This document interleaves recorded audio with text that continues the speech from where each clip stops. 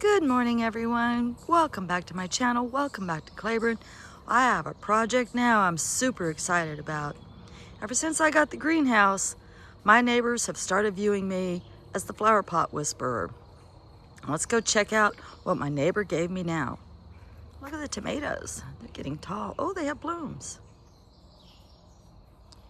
So we're back in the operating room, and this time we have a whole new patient. I'm excited about this cracked flower pot. I just can't tell you how excited I am about this. My neighbors have been giving me flower pots lately, and I inherited an entire collection of all shapes and sizes, and I am truly excited about it. Even the cracked ones. This can be fixed. Then we have a bag full of gutter parts. Ooh. Okay. Well, you gotta have gutters, right? And then the Pizza Day resistance is this thing. I bought this thing a long time ago, hoping to use it, and I had no clue how. I just knew I wanted it. So let's see what we can do. Oh, I like how that and that go together. And look, oh, that and that go together. Oh, this is exciting. All right, first thing is first. So we got to seal up this crack on this flower pot. You notice I'm not touching the crack with my finger. That's because ceramic is very sharp. Once it's been fired in the kiln, it's hard like glass. So you don't want to run your finger down that crack. I had to get some silicone. A 10-ounce tube of silicone was $12.99 at my local hardware store. I looked for a cheaper brand, but they didn't have it. No GV silicone, sadly. Gotta have a caulking gun, dripless caulking gun. This automatically holds the 10-ounce tube. It has a spout cutter right there. That's for opening, like that, and then you pull back, and it's got a little blade on it, cuts that off. Then it's got a seal punch. I always called it a doohickey, but it's actually called a seal punch. Then, to make this go in and out, you press this lever. That lets it slide forward and back. Sorry, I know that was loud. When it's in the release position, it slowly forces that part forward, which pushes silicone out of the tube. Okay, enough of that. So, safety equipment. So, for working with ceramic, I always get a jump on it. I've cut my fingers so many times on ceramic that I've learned to put the Band-Aid on before I ever start. So, I'm going to seal the tip of my finger with the bandage, and then I'm going to put the disposable gloves on over that, because I don't want my finger cut, and two, I don't want to walk around wearing silicone on my hands all day. We do need a clean surface, so I'm going to go ahead and clean it with ammonia, aka window cleaner.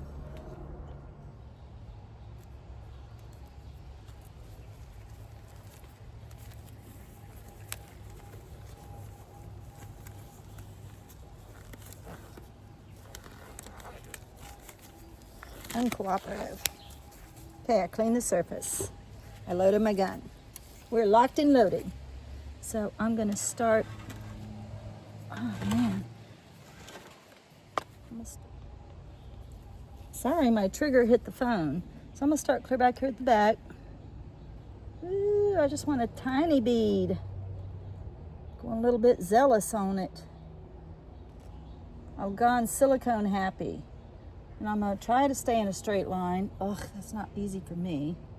I'm gonna stop about halfway down. I'm actually gonna wet my finger.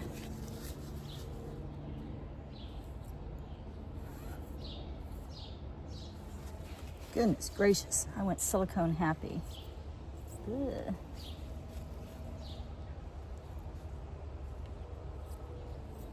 I really wanna push that silicone into that crack. That's my whole objective. Not just the outside of the crack, but to try and force it inside the crack. All right, we're gonna do that all the way down. I sort of keep going over it to really push it into that crack. I wanna be able to feel as best I can through that Band-Aid a smooth surface now. I don't wanna feel that crack when I run my finger down it. So on the outside, you want to keep it neat and tidy, high and tight, so it's not, you know, a big glob of silicone. On the inside, when we flip this, we can be a little more liberal with our use of silicone, and the neatness and tidiness really don't matter. The inside, we really just want to put some silicone on that crack and make sure it's going to stay together. So water is strange and funny and interesting. It will always follow the path of least resistance. So ideally, using this flower pot as our gutter catch, we want the water to flow out the hole from the bottom. You got to have a hole in the bottom of the pot that you're going to use. Or if it's a gully washer, it can come out the top. It's not going to hurt anything because it's still going to be made to run away from the house. But water will find a way to seep out this crack. If it can, it will. So that's why you want to be pretty liberal with your silicone on the inside where it's not going to show anyway. So once you're satisfied with your silicone work inside and along the outside, you can use something like a bungee cord to wrap around the flower pot, to squeeze it together, and then set it aside and give that silicone several hours to work its magic. Well, I am excited now. I was just gonna ask my husband if we would have to go to town and where we'd have to go to find a length of chain for this rain chain. And this was laying on my porch. It actually also came from the neighbor, and it was in the bottom of another stack of flower pots that he had given me earlier. So I thought, cool. My husband said this is galvanized, so I don't have to worry about it rusting. The problem is it's silver and the little pots are copper. So we're going to give this a whirl. I like spray paint.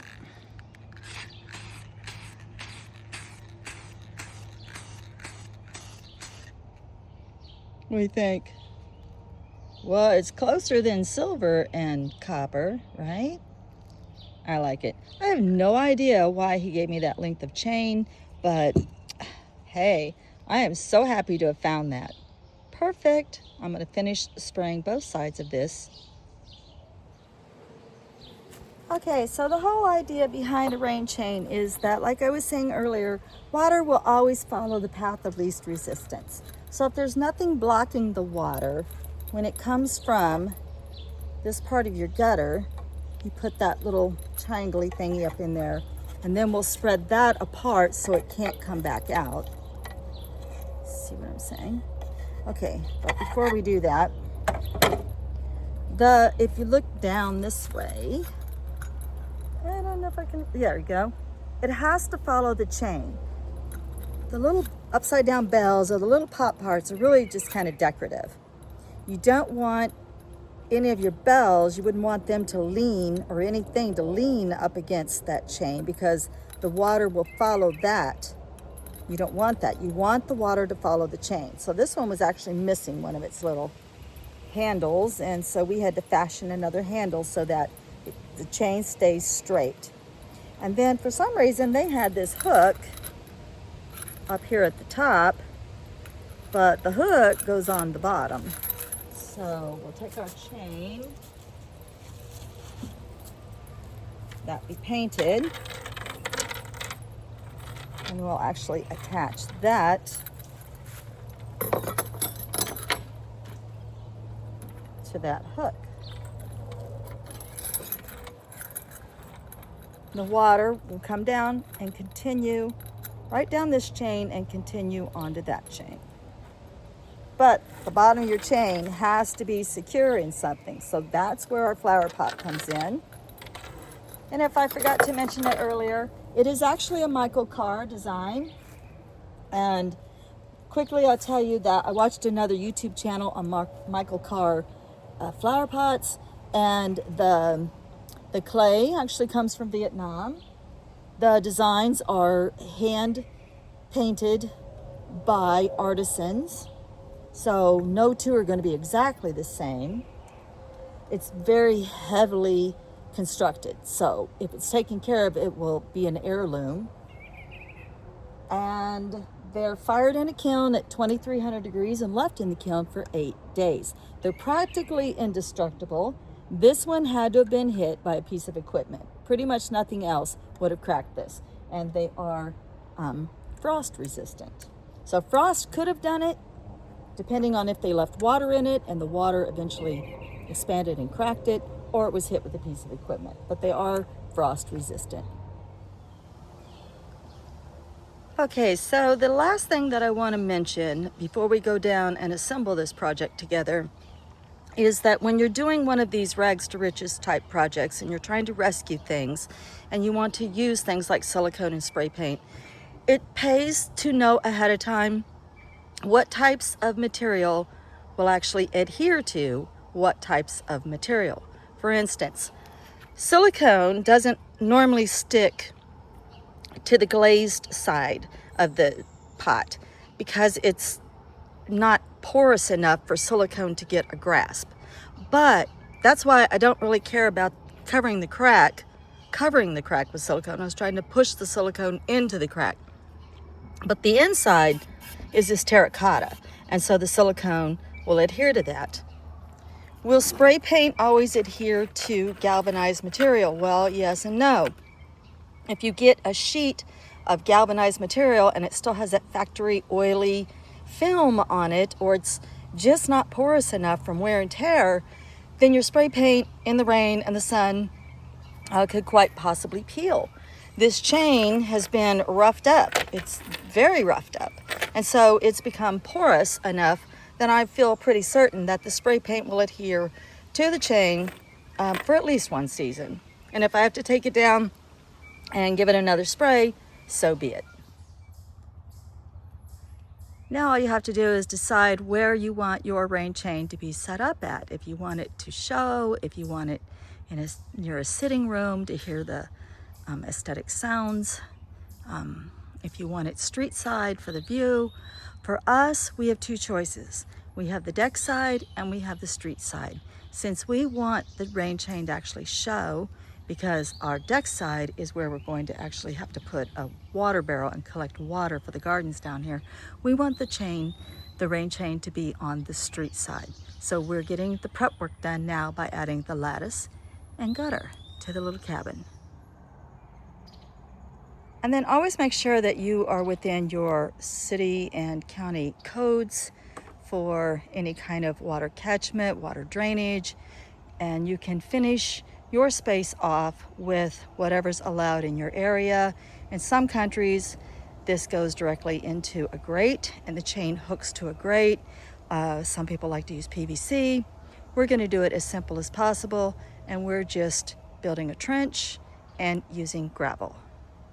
We have a natural slope here, which helps. Okay, once you have that in place, where everything comes down perfectly straight, then I'm going to fill the inside, most of it, with larger rocks on the bottom. Okay, so I feel pretty confident that that chain is in place, but just to make sure it doesn't get pulled out, I'm going to add some smaller gravel to the very top, sort of like the icing on the cake. And the reason being is that we're going to get better drainage with these larger rocks. So if I was to do nothing but tiny gravel all the way through, it would become compacted almost like cement.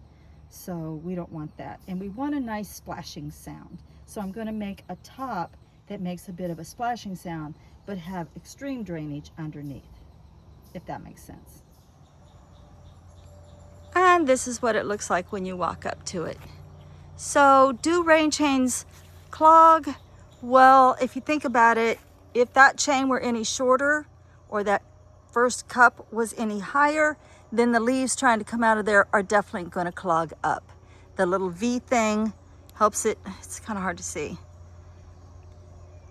helps keep it steady right in the center, and then the water gets to flow all the way down. I love the way the gold chain turned out. And then it'll make a nice splashing sound on those rocks. There's only about 3 inches of gravel on the top. The rest are really large rocks, and that aids in the drainage. And then, like I said, we have a natural slope. So the trick is to keep it from blowing in the wind. You want to absolutely secure the bottom of your chain, and to keep it from clogging, you want your chain at the very top to be long enough and no decorative bowls or loops too close to the top where it causes clogs. And that's how you properly install a beautiful rain chain. Thanks for joining me on this project. Much love and light. Many blessings.